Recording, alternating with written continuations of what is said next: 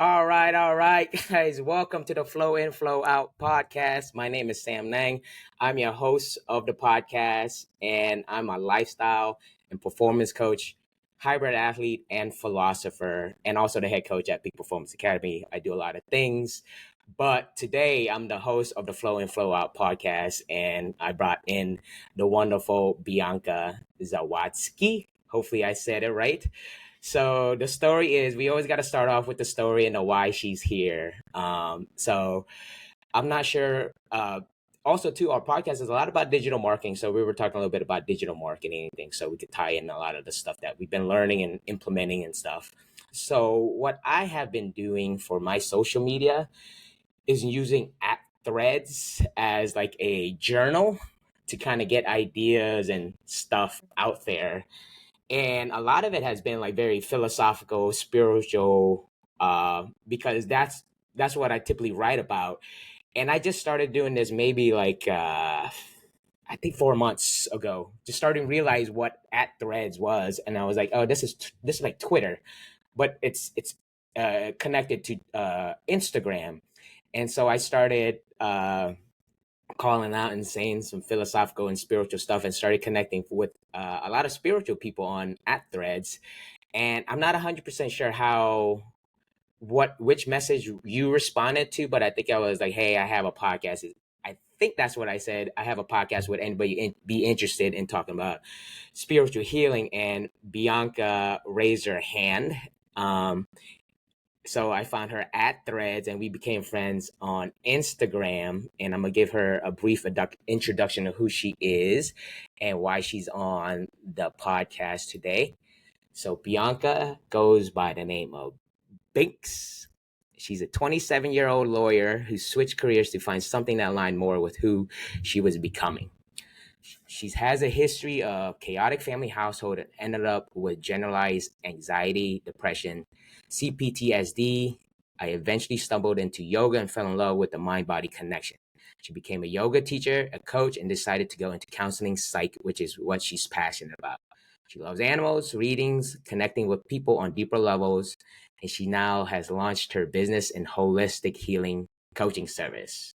All right. Welcome to the show. Please tell us a little bit, fill in everything, and then tell us your story and why you wanted to jump on the podcast. It's kind of, it's kind of weird to jump on a podcast. It is weird. And I completely relate to what you were saying about threads, like being a journal and just really enjoying the way that it works, because it's kind of like a Twitter, but more, I think I it's don't know. authentic. It's just Yeah. real. Yeah. I don't check my spelling. I don't check anything. I just say, this is what I feel today. Yeah. Yeah. And people who connect with you will usually somehow through the algorithm find you and it's Yeah. cool. So you get connected with a bunch of different people. I'm a big fan of Threads right now. Yeah. Probably my favorite app. But yes, I am a 27-year-old ex-lawyer. Before even getting into law, I kind of was debating whether I wanted to go into the legal field or the psych field. I had gotten in at McGill in psych and then at Yeah. Sherbrooke University in law, and I was not sure what I wanted to do. How old was I? Like 18? I didn't, was it 18 when Yeah. when That's like first year of college, right? whatever, around that age, 18, Uh-huh. 19, 20, however old I was. But at that age, you don't know who you are exactly. You don't know what your core values are. You don't know. You have this idea in your head that you need to pick this specific thing and do it for the rest of your life. And what we're seeing now is that that's really changing. Yeah. People are multifaceted. They have different interests. And that was me. Like I had different interests, but I also didn't know the extent of what all of those interests were. So I dove into law because I was like, well, this is the best opportunity I have, I think. This is a prestigious career. Yeah. I worked really hard to get good grades to get into whatever program I wanted. So I was like, okay, you know what, let's just do this. And I ended up realizing that although it was very stimulating intellectually, it wasn't what would stimulate me emotionally, Yeah. spiritually. and it just didn't feel fulfilling for me. You know, it is very interesting work. The legal field is interesting work, but it wasn't for me. And I Yeah. think I knew that in the pit of my stomach. But Why? Because being a lawyer is still helping people, right? I think we kind of like all want to help people, but in different ways. Like yeah. people go into like being doctors and stuff, but it's like, Mhm. what was the feeling difference between like, okay, being a lawyer? Was it just not, you said it wasn't fulfilling you emotionally? Yeah, I think that I would have a lot of conversations with people, Uh-huh. and they were counting on me to give them sound legal advice, represent them in court, take care of their proceedings, etc. And what I wanted to do was discover their inner worlds. What are you passionate Yes. about? Yeah. What's your core wounds? Like, let's skip the house is mine and the car is theirs and get straight down to like Yeah. who you are as a person and what makes you angry, what makes you sad, what has you in awe, you know, like that's what I was interested Yes. in. Yes. Yes. I So feel it you on wasn't that. place, you know, so I realized that pretty quickly. It didn't take me very long to be like, oh crap, I am Yeah. not in the right spot. And I remember telling my stage mentor, so like my internship um Mm-hmm. mentor, I guess we'd call it in English. And I remember telling him like, listen, Right. I I like you. I like the work you do. I like your style. I like the way you communicate. I think you have such a good angle on family law, but I don't think I care enough about this work to be here. You know, Yeah. I feel like I'm Yeah. wasting my time and yours. Yeah. I don't think I said it exactly like that, but I remember telling him like I just don't care about this work. I don't care. You want to know the people. I know. I definitely had that feeling in it. Even like law. One of my best friends, who's a personal development speaker, I had him on the podcast. He had the idea of going to law too. It's prestigious and everything. Of course, I'll make a lot of money, and you'll be respected and everything. But that feeling you said there, it wasn't fulfilling. No. And you did at that moment. Did you know what you wanted to do, or were you just like, this ain't for me? I was like, well, this ain't it. What Yeah. is? I didn't know. That's how I got into my yoga teacher training. I had So fallen. that was around what age was that for you? Well, during my studies in law, I had already been into yoga. Like I had a lot of back pain, neck pain, and I started doing yoga because of that. Yoga, Um, yep. and I started being stagnant actually in my therapy. And my therapist was like, why don't we try yoga? And I was like, the fuck, yoga? What are you talking about? But I was like, let's That was before you needed it. I was the same too. I was like, go to fucking yoga, especially yeah. in where I live in I live in Northern Virginia. It's like it's just all like rich. I mean, I'm not saying, but it's there's a certain archetype that goes there, and it's like that's totally not my vibe, right? Yeah. Not sitting in a hot studio with like middle aged women. I was like, and doing this. I did it twice because my wife was a yoga teacher, just to support her. But I was like, this is not my vibe. I don't. I started doing yoga on myself. But yes, continue. Continue. Yeah. So I ended up falling in love with it. Little did I know, the coordination of breath and movement, the movements that relax your nervous system, and the Yes. whole philosophy of yoga as well. Like, yoga is not what we think it is. Like, when I say I fell in love with yoga, you're like, oh, like she fell in love with doing downward dog and Yeah. child pose. And no, I fell in love with the philosophy of yoga. And yoga at its core means union, to yoke. It means the union between individual consciousness and the collective consciousness. And that is what I fell in love with. It's the Yeah. concept and the philosophy of all of it. So that really set me That on. you Go ahead. that's your kind of like spiritual path. You kind of find like you're calling at that certain age. And then it felt like you came to a realization that maybe your work, your law work wasn't aligned with what you're feeling. And then you started going into like more an intuitive like like approach to your how you saw your career and everything. Is that kind of like what you kind of described? Yeah.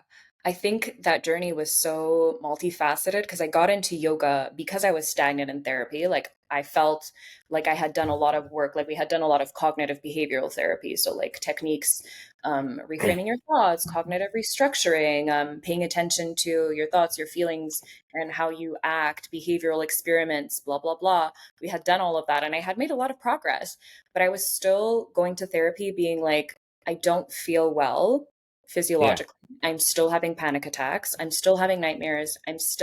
My heart is still always beating so fast. I can't breathe properly. I have right. brain fog, all of the things. So I'm like, what do I do with this? I've done so much work and yet I still feel like shit, which is Yeah, why she suggested yoga. And I'm doing a master's in counseling psych now. And a lot of the studies are showing that meditation, breath work, mindfulness, all of these things are important components of somatic healing. And somatic healing, when I say that, somatic healing. just to simplify, we're not We'll just a write that down. mind or a body. We're a mind, body, soul. We're like a You whole know? system. I don't think people think of us as a whole system. That's what Yeah. I think I'm trying to tell people. It's like your mind is connected to your physical body, what you eat and what you think. They're all interconnected. Like how you breathe, it affects everything. How you think, how you interact throughout the day, and that's for me. That's kind of like what I'm trying to get to people is like this is all interconnected. It's not just hey, I have an issue here and this is the problem. No, it's the problem is the whole thing, you know, and we can Yeah. actually like fix it. So I've interesting, you know, how you got there, and interesting because, or I also want to ask, like, I'm not, I wasn't, I didn't go to therapy a lot for myself until I had to go to therapy. And to be honest, when I went to therapy, I was like, shit, I should have gone to therapy like 2 or 3 years ago. It really is like because yesterday I got on a call with some guy or one of my clients that I was coaching. He was like, "I wish I met you like 5 years ago too," right? I was like, "Yeah, I wish." Right? We're all like, "I wish, I wish," but I guess part of the podcast is to bring awareness. There's like some stuff that you might not be like dealing with that you cannot see, and which is like recurring memories, trauma, and stuff Yeah. that you have as like kids and stuff. And for me, all that stuff like for me, it was like personal development, like reading like books and setting goals and vision boards. A little bit of meditation to kind of like reduce stress.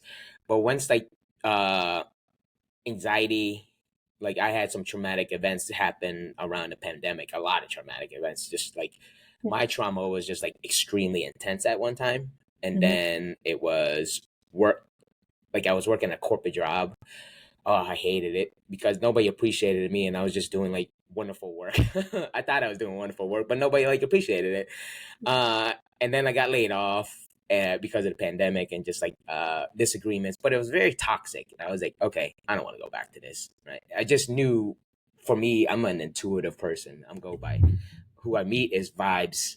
If I feel the good energy and we're vibing and stuff, we're staying friends and stuff. But if I could feel that, you know, there's inauthentic conversation. There's not anything going below like surface area. It's like we could be acquaintances, but it's like there's not for me. It's like they want to have some meaningful conversation that makes impact on people's lives too, Yeah. because I've been able to heal myself. So continue back with my trauma, and then I went through separation and divorce, a Mm. lot of stuff, and then my I don't know what the name is. My nervous system was just Yeah. fuck, like be triggered by looking at a text message, right? Cortisol drip and just like crying. Like I will go to like sales appointments, I'll hold it, like I'll be fine and stuff, but like that pain was just barely. Mhm. It was tough. It was hard. So it was like 3 months I did therapy, worked with therapy just to like cut the edge off. That was like right after like my divorce. And then I was like, this is not enough. I need more because I still was getting like I'm an entrepreneur. I need to be at 100%. So I got some coaches to do like metaphysic work, like NLP, rewiring, Yeah. all that. And I've done some like meta programs and stuff. So there's been like personal development work, there's been therapy, shadow work, you would say, and then there's like life coaching training stuff. So for Yeah. me, I just try to share my message and encourage people that if you're thinking about making a switch, it's not like you have to make a switch like 100%, but if there's that internal feeling of like anxiety or anxiousness or just not feeling right, that is like your intuition telling you it's like, hey, you're not in alignment. I don't think people think they don't look at their body as a car, right? You Yeah. actually have to tune and listen to the right frequencies. You have to train your body physically. You have to do proper breath work to manage energy. And when these are all aligned and stuff, they work. The body works fantastic. I studied just refreshing on Dr. Joe Dispenza's work and stuff. He's the one that kind of like helped put everything together for me, and I base a lot of my coaching and teachings kind of like in the meta philosophy world and stuff to Okay.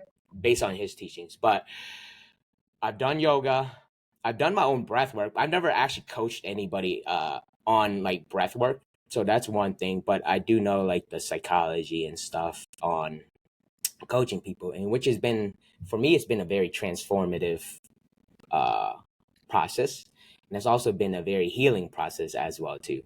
That I get to share my message, and other people get to share their message as well too. So I can see like a lot of people that come like, oh man, they feel like when you share your message, if you feel very liberated, I think you feel like, you Yeah. know what. So, yeah, fill me on kind of like how you've been starting your online journey. When did you start online? And then, of course, it's kind of uncomfortable putting yourself out there. Like, how are you dealing with that? Like with Yeah. therapy, psych school, and controlling like your nervous system. Yeah. That's a big thing. Hmm. Talk about authentic expression. Like, I think that is why I started my whole Instagram page is where it started. My Binx Thinks page, and it's called Binx Thinks because Binx is what my cousins used to call me growing up, and Thinks because it was just me at the beginning sharing my thoughts on my own journey. So just like I can relate to a lot of the things you just brought up with me and just shared with me, we're vulnerable about many things. I was hoping that I could bring that to people as well. And from what I've learned, maybe help people who are also feeling alone, overwhelmed, and in the hopes that me going through the work would prevent them from having to go through a million steps. Instead, can I like reduce it to steps, right? Because like the problem with my journey was that I had no self awareness and I had not known how to take care of myself initially. So that's why I ended up studying trauma, and we'll dive into that later. But you asked me about how I got into the online space. I think it was really just about that, about having a place where I can authentically be myself, authentically share what I was really passionate about, my own journey, connecting with people on a similar journey, and trying to help people avoid going through the suffering that I had gone through. Like pain is unavoidable, right? Like you can't avoid pain, it's a part of life, but we can avoid suffering, right? If Yeah. we don't resist pain as much, if we lean into it, if we have good coping mechanisms, we don't have to suffer. So You know, that's what I that's a very Buddhist philosophy that yeah, it is. pain is, and that you can see my Buddhist philosophy background and stuff. But yeah, that pain is inevitable, and it's like it's crazy that you like. I don't. Some people don't realize that they try to avoid it and stuff, but Yeah. it's healthy to actually confront it. And Yeah. trauma, I think you might have a lot of expertise in is some like trauma. There's Mhm. this word that I'm not completely sure about in like the mental health or the personal development field, mental health field, is like inner child healing. I Yeah. don't think I've done that, but I think I've done so.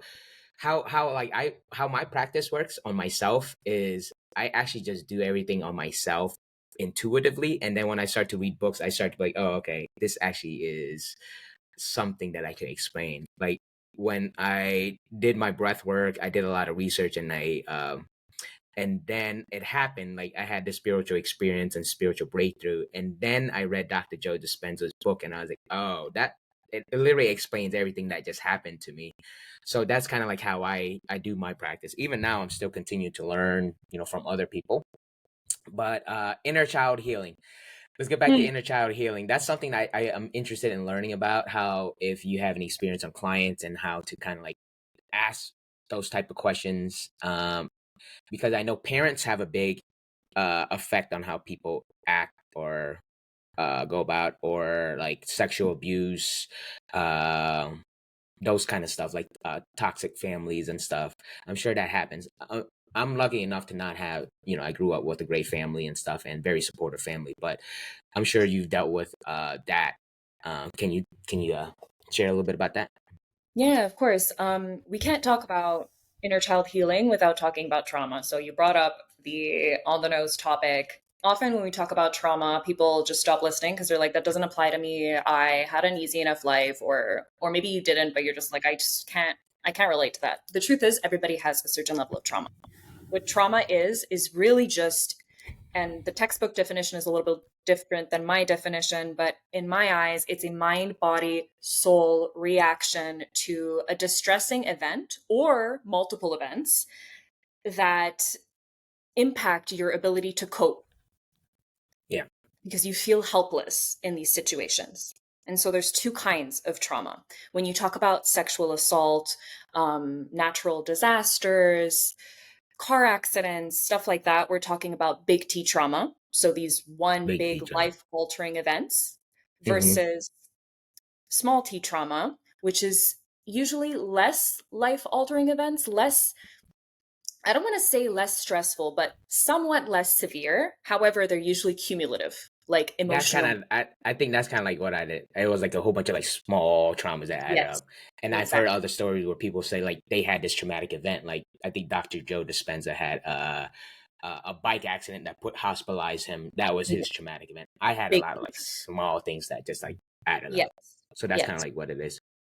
Yeah. And what most people don't know is that usually your brain can't tell the difference between Yeah. small T trauma, big T trauma. Um, Sometimes when we talk about big T trauma, we're talking about people who end up developing PTSD, and then small T trauma, sometimes, not always, it can often lead to complex PTSD just because it's cumulative events. But I don't want to go into diagnoses because honestly, even though you mentioned that I had been diagnosed with those things previously, um, I don't necessarily know that there's any advantage in over identifying with those labels, like diagnoses, the DSM in general. I don't know if you're familiar with the DSM is, but it's essentially a manual, a diagnostic manual that was put together to help doctors, professionals, physicians understand and treat patients better based on common symptoms. Okay. But now it's turned into this like whole thing where people think that they can't get better and they can't change and they're Yeah, not yeah. responsible for I themselves think because they have a there's a label. word there's a word that I want to point out that I think I heard you say, or want to point, is like you said over identify with something. Yeah. Like if you hold on to like because I tend, like when I coach people, it's like, oh, I have ADHD, and they hold on to that. Is that kind of like what over identification is? Like if you have Yeah. a lot of bodybuilders have body dysmorphia. It's like, Yeah. I think to me, when I look at it, like the word body dysmorphia sounds so like terrible. Like even Mhm. trauma sounds like terrible. It's like you got hit in the head. Before I learned what trauma was, started realizing what it was, that it's like a, I started studying neuroscience to figure this out, but sometimes it triggers something in your brain and releases like these hormones and stuff, because that's how your body's reacting to what they see and stuff. Mhm. But when you say over identify, like how do you explain that? Where like you tell them that, hey, you might have some PTSD, but don't hold on to it. Is that kind of what it is? Honestly, um, this might be super, super, super, super controversial, but Well, here, yes, why, controversial. like, why give a diagnosis at all? Like, why? Other than to help you understand a little bit more. But the Hmm. problem with that is that our ego ends up identifying with that to the point where it creates a bunch of stories of like why you can or can't do XYZ and why you are or aren't XY. When it's like, I am not anxiety. I suffer from anxiety, you Or know? you happen to be having anxiety, but you're not anxiety. That's what Exactly. I think we got to get to that point. It's like you might have lack of focus, but you're not ADHD. That is not who you are. You might have it because everybody has. I think that's what I'm saying. I think I definitely support that message. And if it's controversial, it's like, yeah, it doesn't matter. It's like it's more like I became a life coach, not a therapist, because life coaches don't have to like they could share experiences. They could talk. Like I follow Tony Robbins, and I went through his life coaching program. Like Tony says whatever he wants to get the results. Like I didn't realize he said fuck so much in his interventions, and I was like, oh, okay, that empowered me to start saying whatever I wanted. So it's like if it's controversial, but it gets the result, yeah, say it. I say a lot about stuff too, and I say that about the ego, the identity, and stuff. Is like we hold on to being like, because I talk about is like, do you want to get better? No, I have this. I have this illness. I have this disease. I have this. Okay, then you're gonna hold on to that disease or that identity until you release that, and that's the ego that you're talking about. The ego, until you could say, hey, this is because of what has happened, what people have told me to the systems and stuff. It's like for me, it's like I've gone through I talk about the matrix a lot since I'm like a philosopher, because once you become enlightened, you're like, oh, everything's an illusion, right? Everything that you start to see the veil behind it. But like the matrix is like the system. To me, this is controversial, and I can share because you just shared something controversial, and we could be open about it and stuff, because it should be like that. Even if it's controversial, you've done your own studies and you put your thoughts together and stuff, and you should be able to say it. And that's what I want this podcast to be about, is to be authentic and say, hey, that's what we believe, and be open-minded about it. If I don't agree with it, right? If people don't agree about my theory about the matrix and the society, things that hold things together. So this is kind of like where, it's like when I became enlightened, I was like, this is all an illusion, all these labels, all these identities and stuff. And I started explaining, like when I went to um like middle school, high school, I was like, I'm Cambodian American. They said that I was like ESL. They had a learning disability in writing. I'm like, yeah, and they put me in the thing, and then it was kind of like some of the folks just accepted that they were just kind of like dumb or just like behind. And I Yeah. was like, nah, like I wasn't gonna accept it, but I use it to kind of like learn how to write and stuff. Now I write ebooks and guides and stuff. I was a terrible writer, right? But I just never accepted that. And also too, like there's a lot of like Asian people, I think, that just like accept that identity of like, I can't speak, my English is bad, I can't write. That's an identity that needs to be just like drop. But like not giving labels to things, of just talking about it. Hey, you might be feeling anxious, you might be having this issue, you might be nervous, you might be insecure, which is all normal. Like when I jump on a podcast, I get nervous, and I should be nervous because I want it to be good, right? There's a little bit of that shouldn't keep us from doing things that are beyond like our comfort zone and everything. But I like that you shared that. Is there anything else you is there anything else you want to share? I want to talk about Controversy. that's how I'm gonna tell you. Okay, we're gonna talk about digital marketing. Digital marketing. So I got a friend. So here's the funny story about podcasting, and you'll like this podcasting.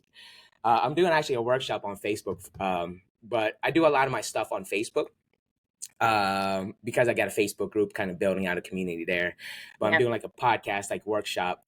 Um, but it's crazy. Like when I invite people, people want to do it, right? They're like, yeah, I want to do it, but I'm a private person. But they want to be on a podcast, and then when they come on the podcast, they just say whatever they want, right? So a Yeah. gentleman, like a friend of mine, he was like, yeah, I'm very like low key, I got people and stuff. So he started talking about his spirituality practice, and he was talking about how he did some psychedelics.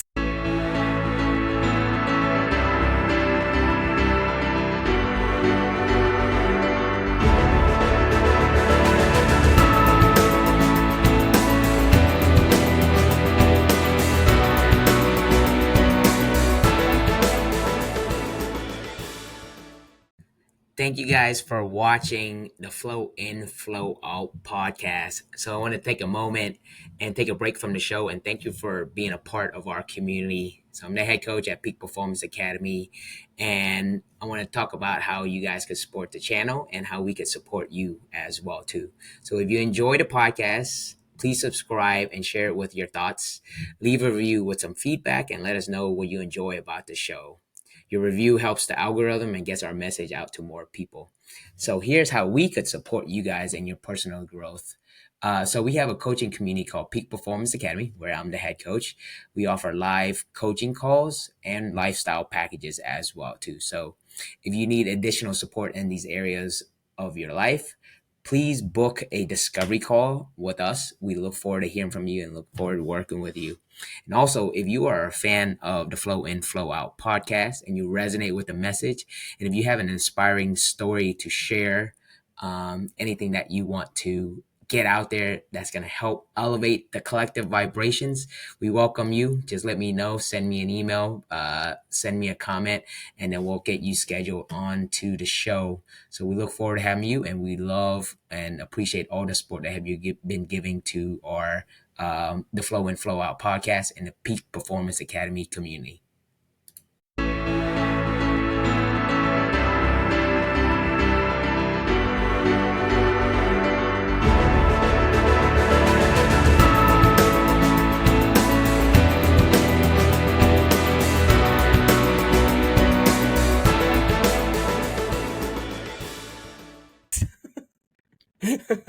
Oh yeah. I cut like a little clip. It was like a 3-minute clip, and it went viral on LinkedIn. He was like, "Yo," but it was pretty funny. You can't say what's gonna go viral and what's not. So Yeah, and the but controversy. But I was like, "Hey, if you hit this check mark, it's gonna be used." He said, but I joked around with him because he said his boss said that he saw something about him talking about spirituality and stuff. It's yeah. really funny, and I was like, hey, if you get fired, I'll hire you as a coach. So made him feel better. Oh boy. Yeah, I mean, podcasting's been fun. It's been a great thing to put kind of like the authority out. It's a very technical thing to do, but um, even doing like your Instagram lives, it's like a live stream. But Yeah. podcasting, I'm able to use it in different ways, where I just do like Yeah. little clips. The reason why I do that and show people is like I want to show that I'm able to interact with people, and then they can see my face, they can see the authenticity, and they could Yeah. see that, which is when we're getting students and clients into our community and stuff, they're like, hey, I already know this person. And when people jump onto the like my discovery calls and stuff, it's kind of already know each other, right? They Yeah. know They who feel I like am and stuff. they like you, they Yeah. somewhat know you, so you have that like no trust. For sure. Yes. Yes. I Yes. thought of Yes. in my life too. I was like, damn it, I wish I could have like saved it and then put it on like my TikTok or whatever for my life so that people can actually get to know me. Like they see my face, they see how I interact.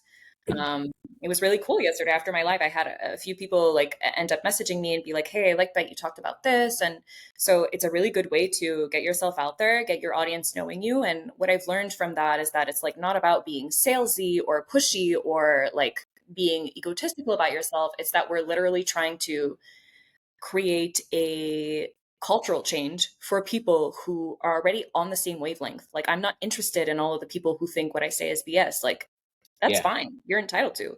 But for all those who feel like they resonate with what I'm saying, there's a reason they're resonating with what I'm saying. And I hope that I can help them change that culture within themselves, if that makes I sense. I personally think it's resonating. I wouldn't be in this field in this industry if I wasn't. Uh, for me, I thought this was actually gonna I'm 38. I was gonna think I was gonna switch to life coaching after I retired from like my corporate job or whatever, but it didn't turn out like that. But what happens is like when you deal with hard stuff and like life coaching is like I just accelerate things. So it just instead of being like 55, I was like, why wait? Just do it now. So I brought myself online this year. I've done coaching, but it wasn't like a full-time gig or anything. But the podcasting has really helped create a community. And digital marketing is big. I study business and everything, and I like to help people as well too. That's why we do this podcast to kind of help each other's communities and stuff. So we'll do clips and share them. I think for me, like I like sharing like like a 3 to 5 minute clip on like Yeah. embedded in LinkedIn and Facebook, so people could see your conversation, my conversation, and then see how that interacts. There's some people that are very technical, and um podcasting is fairly technical, but you're gonna find like super creative ways, I think, to do it and get different ideas. But if there's something like if you're stuck and you want to build like a system, there's like I have coaches. I have like a coach. I have like 3 coaches actually. 4 coaches, like a team of coaches. Awesome. Yeah. So like I'm building out my program and stuff. So eventually is like if you're, if you want to start building coaching and stuff too, I provide that as well too, because it's always good to teach what you learn, because you become more skilled at it quicker. What I would suggest is if you're kind of new and want to get your face out there, what I did. So when I started putting a lot of content out, maybe like 7 years ago, I just took my Instagram story, and because it was like a Snapchat or something, and I would just and be like, okay, in 24 hours it's gonna disappear. Nobody's gonna worry about it. So I would just say whatever was on my mind. If I if I listen to a podcast and I learn something, I would jump on there and be like, all right, today I was listening to Lewis Howes, and he had Mel Robbins on. She was talking about like the 5 second rule or something, and I would teach it, and then it would just get stuck in my head. So that was something that I did just to get the reps in. And as you can see, Yeah. like I have a podcast, I can speak now and do presentations, but a lot of that was just me doing these small things, and then eventually like my speaking skills got better. Like I was a terrible public speaker in college. All my fraternity brothers know that like I was a bad speaker. It's a skill. It's a It's skill, a skill. like You just practice people it. verbally more I think there's studies that show that like women are verbally a little bit more I don't want to say competent, that sounds so bad, but I mean, let's just put it that way for lack of better words. Women are a little bit more verbally competent early on in life as opposed to men. And so they'll often go into like these communications careers, stuff like that. Like they're Hmm. like, oh, maybe I want to be a secretary, or maybe I want to be like a human resource person, or maybe I want to be this, or maybe I want to be that, versus men who don't have that advantage early on in life. And so the problem with that is that what women won't realize is that like things like science, math, more advanced verbal skills are things that are practiced. Yeah. So if you never have the chance to then practice them and just go with what you're already innate good at, then it doesn't really advantage you in the long run. You know what I mean? So all that to say that these things are also skills, like yes, there are some things that happen to be genetically like you're Yeah. genetically more I'm gonna share fortunate in your XYZ, but it doesn't necessarily mean that it's not a skill that you can eventually develop. So that's a really interesting point that you brought up. yeah. I think a lot of time. I mean, if you look at, I'm gonna try to pull up your Instagram. Binx, Thinks, is it Oh right? boy. Yeah. No, I guess I'll do an audit for you. Oh shit. Look, I'm not an expert either, but I want to show everybody what you're putting out there, and so we got Binx Thinks. Okay, do you see her Instagram right there? Awesome. So that's Bianca, and she's got an Instagram, and we have it pulled up here. And then tell us a little bit, like I'm not sure if you got here yet, but I might be able to coach you on finding like ideal customers, right? Because there's something that's really big in the business world, and I can help you. It's like finding like the ideal customer, because when you find the ideal customer, your marketing is actually targeted towards that Yeah. specific person. I'm not sure if you read there's a guy named Alex Hormozy. He's big. You heard of him? I Okay. love him. I didn't read whatever you're talking about because I didn't read any of his books, but I do really Yeah. enjoy all of You his like his content. content? Yeah, Yeah, he's a good business leader. So if you're looking to expand, like he's got some really good books and stuff, but it talks a lot about like the avatar and creating an offer or creating a package for that specific person. And I was struggling with this for a long time. Not a long time, but the best way to find it is actually looking inside yourself. There might be Mhm. somebody that is in the same situation of Yeah, you where like they might be having this feeling of like not alignment with like the career. They might have done yeah, something that they thought would have made them like happy, but leaving them unfulfilled and stuff. So yeah, that's something I think will help with like the marketing and everything, and then with like the yeah. content and stuff. Just keep being creative. Yeah. Well, I think that's Yeah. where it started, right? Is that like, I mean, it started before even then, like this whole career change. Like that's just a fraction of my story. But I Hmm. think I got to the world of like healing and self-development because I realized that I had my own unresolved trauma. And when we talk about my ideal audience, that is who I'm speaking to mostly. I'm speaking to people who maybe grew up in not necessarily an abusive household, but it could be a chaotic one, a toxic one, a or an abusive one, where they didn't learn all of these skills that I now teach, like how to communicate through conflict, how to emotionally regulate, Yeah. how to set and enforce boundaries, how to regulate your nervous system, Yeah. how to how to understand and work on your self-esteem and your self-worth. Like all of those things are things that I work on. And a lot of these things usually stem from unresolved trauma from childhood. That's why yesterday I had my live with Eilish or Execute Your Essence on Instagram. We talked about unmet childhood needs. And what Yeah. does that look like? How does that manifest into adulthood? And how do you mend that? So Yeah. that's why we started talking about Can you talk about trauma. that? Can you Yeah, talk a for little sure. bit about that? Yeah, so we started talking about trauma earlier, so I can segue into that. We were saying that trauma really is this mind, body, soul reaction to a distressing event or multiple Hmm. events where it impacts your ability to cope. And they've done studies on trauma, multiple studies. One of the most important original studies on adverse childhood experiences tells us, studies the long term impacts of these experiences as a child and how that impacts your well being throughout life. Have you heard of the ACEs study? There's multiple, Mm-mm. there's an original one. And what it does essentially is that it tells us that higher ACE scores, which I'll explain in a minute, are linked to increased risks of physical and mental issues. Okay, Hmm. so physical health issues like diabetes, heart disease, and then mental health issues like depression, anxiety, OCD, all of the above. And so the study goes into depth identifying different categories of experiences. So it could Yeah. be, remember, we were talking about like big T trauma, small T trauma. So it could be like sexual assault, but it could also be emotional neglect. It could be just simple household dysfunction, witnessing domestic violence repeatedly, incarceration of a member of the family, Hmm. all of these different kinds of categories. And based on the number of these categories that an individual can identify with, so okay, they've been in a chaotic family household, their father was incarcerated, their mother was an alcoholic, their brother was a druggie, whatever.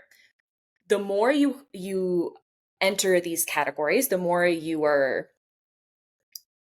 they apply to you, Yeah. the more you will have these detrimental risks for negative health outcomes, mental health and Yeah. physical health. So that shows us that these childhood experiences, they really do have impacts on our brain development, on how we manage stress and our overall health. So these are really, really key studies that show us this information. And they've been done repeatedly. There was an original study, and then there are so many other ACEs studies that are done. Yeah. ACEs, adverse childhood experiences. Yeah. Not sure if So, you have any or yeah, go ahead. oh, continue on. Go ahead. I have a question, but I'll let you finish your thought. I was just gonna eventually dive into how one of the key areas that are affected in this traumatic response that we go through is that we don't know how to manage our own emotions. We don't Yep. even know like what purpose they serve, and then you'll will often find that people are not able to sustain healthy relationships. They're not able to sustain or be in a position at work that they enjoy. They don't know how to regulate or manage their emotions. Not control, because we can't control them, but we can definitely regulate them, and we don't know how to do that. Sometimes what so I guess there's sometimes so I worked in a toxic like a fairly toxic work environment, and during time I've always been a fairly healthy person, a mindful person of like how I interact with people and how like I treat people. Even if I had to tell like bad news, I try to do it in a very empathetic way. And I think a lot of people, or I don't know, it's like what are like some symptoms as adults that people should see that they should look for if it is like childhood trauma? Because I think Hmm. there's people that don't even know, like, because you could be snappy or you could say some stuff Yeah. to people, like, because I think that's what it is. It's like you have a natural reaction to something and you don't know exactly what it is. I think that's what you're kind of explaining. Is like what kind of reactions? Is it like anger? Is it Yeah. like blowing up and just I don't know, what are those as adults, like somebody that is getting into adult life, because we're basically like life coaches. We're trying to figure this out at the same time and share this Yeah. message. So I think that's important. Yeah, that's a good Yeah, question. yeah, I think that it's a complicated question to answer because we are such multifaceted, complex beings, and we have multiple dimensions and levels, right? Like, I am yes, not just a brain, but I have a mind, a body, and a soul. And people are impacted through nature nurture. And when I say that, I mean nature, like yeah, either you are predisposed to something in your genetics and your genes, and your genes can eventually express themselves in different ways depending on your environment. And then we have the nurture, which is our environment, how we grow up, what your life experiences are throughout your life.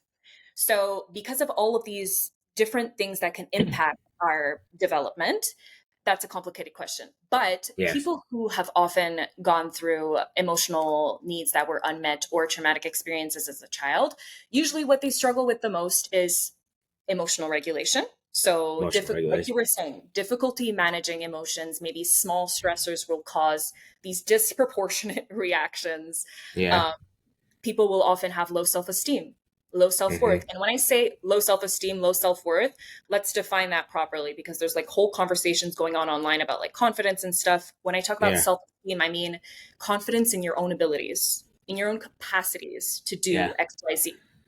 yeah. And self worth is your intrinsic value. Like, how do you perceive your own intrinsic value? Do you feel worthy of whatever? Intrinsic as in like internal, right? Exactly. Intrinsic value. Yeah.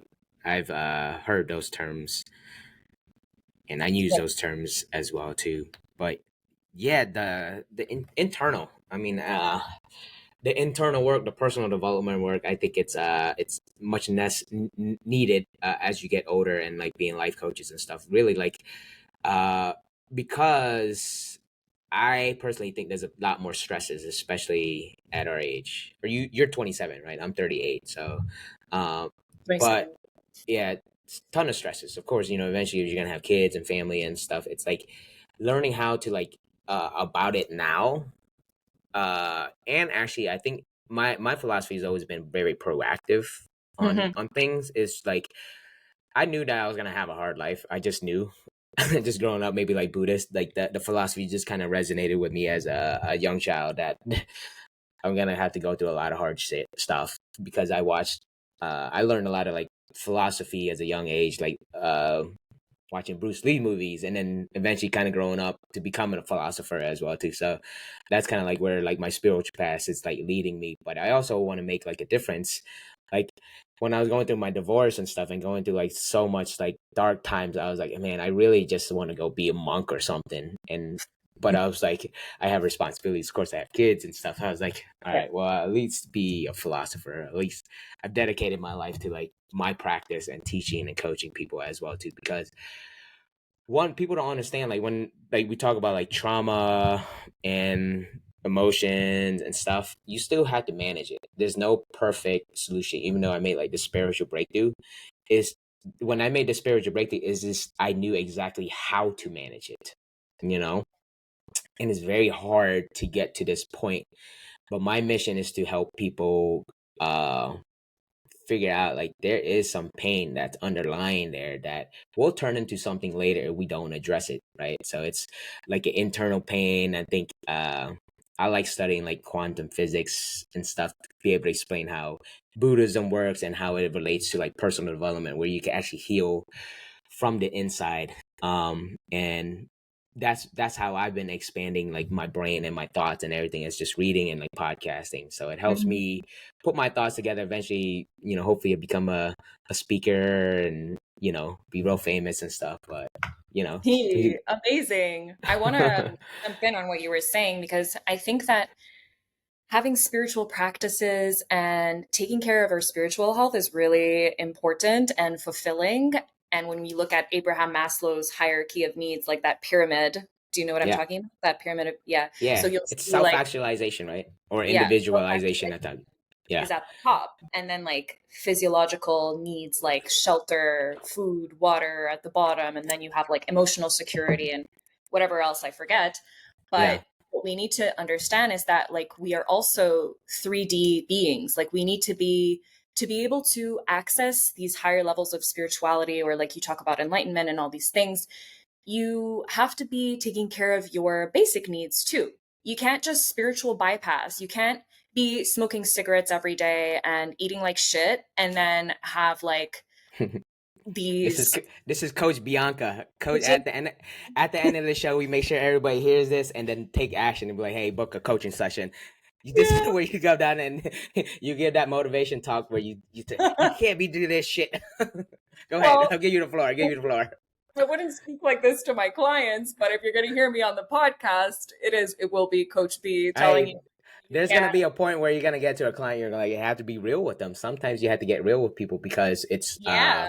and honest with people. And I think for me, I used to kind of skirt around it, but like, hey, they hired me to be a coach and be honest. And for me, like the first thing that I would say, hey, look, I'm gonna say something and you might not like it, but I would that's why you ask, hire her. do you have space for Yeah, feedback?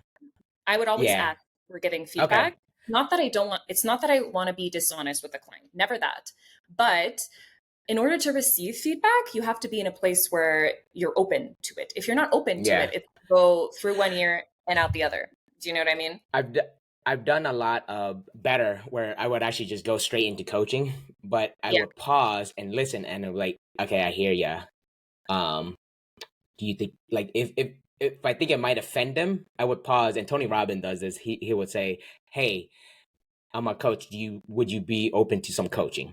And that kind of Yeah, iterates like that's like, hey, okay, this is when you should listen. And sometimes people listen, exactly. sometimes we don't. But Asking permission, like asking asking permission. permission, You can't asking coach someone who didn't permission. ask to be coached. It's just, I don't think that it's okay. I think it's kind of like asking for consent to dive into their inner world and give them feedback, because feedback essentially is giving somebody a gift like, hey, I care about you and have observed you Yeah, attentively and want to give you this thing, but you don't need to take it yeah. if you don't want to. I think And I like that asking for yeah, permission. Sometimes yeah, I would just go straight and dive into it, and then I yeah, even think sometimes they might not hear it because they're not ready or like for it and exactly. stuff. But Exactly. So when we yeah, talk about being compassionate with clients, I absolutely agree with you. I think we need to hold clients accountable, patients accountable, when we talk about like doctors, psychologists, etc. But that message can still be delivered with permission and with love and kindness. You know, yeah, holding someone accountable does not mean that you have to go into yeah, full shark mode, if that yeah. makes It sense. doesn't. It doesn't. I would think like maybe if I'm on stage and like presenting and I gotta motivate, like, oh, then do like David Yeah, Goggins stuff, like, I have that little motivation side that I like too. love it. For Also, if someone is paying for a ticket to come watch your show, they gave you their permission. yeah, Do you know what I it's mean? true. Because Yeah, they know, like, and trust you. So they've seen your style and they're like, oh, I like that guy. I'm giving him permission to yell XYZ at me yeah. and motivate me in the way that he wants to. And then also too, what I like to do at the end of the show, because we're near wrapping, I like to keep it around like an hour, so it's like enough conversation for both of us and a good Yeah. content to get out. But near the end of the show is, share like we wrap or like your message and how to get people to like start thinking about working towards that mission that you're trying to spread. For me, it's like elevating the collective vibrations. It's just a fancy way of saying that, like, hey, we're trying to make everybody better, right? In a way of like mental health, working on personal development, working out, meditation, breath work, working with a coach. It doesn't matter what working with a coach, or it doesn't matter. Like, just start doing this internal work and stuff, because it's actually like very important, especially for people, I think, our age, because we're dealing with a lot. I think we're just dealing with a ton of stresses, a ton of like social media, AI, president getting shot, or the Donald Trump getting shot, like all that stuff, right? There's a ton of stuff out there, but how do we quiet it and actually take action on toward things that I think are more beneficial to us personally towards our mission and healing ourselves. So spit that fire. Oh my gosh. I think that if there's anything I would want to leave my community with is some very, very wise advice that um, a very well known guru in India says a lot. His name is Guruji, or Sri Sri Ravi Shankar. And he often talks about three things that make people really happy. One is sadhana, your practices, your daily practices that keep you disciplined, focused. So that could be meditation, breath work, journaling, reading, whatever it is for you.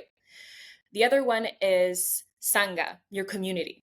Who is Community. your community? Because the people you hang around the most says a lot about you. And it has a lot to do with how you think, how you see the world, what your perspective is, and how you are connected, what kind Yep. of conversations you're having. And then seva, which is selfless service. How are you contributing? Because we are hardwired to serve. And so, who do you want to be serving? How do you want to be serving? Figure it out. And it doesn't have to be like, I'm going to volunteer, or I'm going to go to Africa and build schools and whatever. It doesn't have to be that. But how can you be serving every day, even Yeah. if it's not for a living? How can you be serving? Because those three things are going to create long lasting changes. Yeah. That was powerful. Appreciate you sharing that. There's something in Buddhism very similar, the Sangha, the Dharma, and there's one more thing, but I can't remember what it is. But it's similar. A lot of like spiritual work. There's like always like the three, the trifecta in Yeah. Christianity, some similar like that. I think my message is like the spiritual side. As I stepped into the spiritual side, the personal development and stuff. As I stepped into things, it's when we want to make change. For me, it's like it's changed that like the identity. Like I wanted to be this person. For me to be this person, I had to really give up like the old version of myself. And it Yeah. is parts of us are dying, which is actually very, very painful in a spiritual practice. If you go towards it, which is at the end of the day, it's not for everybody. I tell people, it's like, if you want to follow like a spiritual path, it's not for everyone. My path is not for everyone. I took a path that's a little bit more like a warrior's path, a philosopher's path, where like I'm in the grind and I'm comfortable with it. But I do want to share some of the insights, the wisdom that I gained to help other people kind of, uh, as we say, is like reframe pain. Pain is gonna happen no matter what. Emotional pain, physical pain, as we deteriorate, as we get older, as we have more memories, as we have more relationships, and as we grow older and stuff, we're gonna have more we're gonna have more memories. How do we manage that? How do we control that? Right? Life coaching. I think what sparked this whole inspiration of this podcast and how this community started.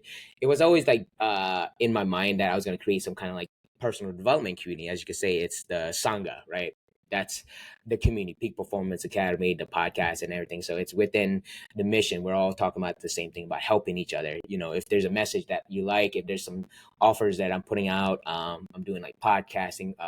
That's something that I really enjoy, and I think I want to teach other business entrepreneurs to use podcasting, leverage podcasting for their business as well too. So I think there's a place in the market for that, and then there's also a place for me. I'm a performance coach, so with the breathing and the meditation and everything is to create a level of like flow, of concentration, of like deep work, you know, for people that are ready to take that leap and are kind of Yeah. like that need that extra boost of learning how to eat, how to create a lifestyle that supports this. Because when you do this type of work, like giving back in community, for me, I'm a passionate person. I put everything towards it. You know, not everybody as passionate and energetic as I am, but if I could lead and show people and inspire people to even just do a little bit, hey, even if it's a podcast that's just like a creative outlet, or even going to Instagram a little bit more, I think it's great. Even going to the gym and sharing that your gym progress, or even talking about like you're working on these things that struggle and stuff. Because at the end of the day, like people, the message is social media is fake. Right? It's not fake. We're not trying to put fake stuff out there. We're trying to talk about real stuff, and we're also trying to be authentic, and also try to build our online presence and digital marketing. So we're all in this together, and we're trying to like help spread this message of being better, elevating the collective vibrations. But Yeah. that was my inspirational coaching talk for the Flow In Flow Out podcast. How about this? Feel free to leave us one final message.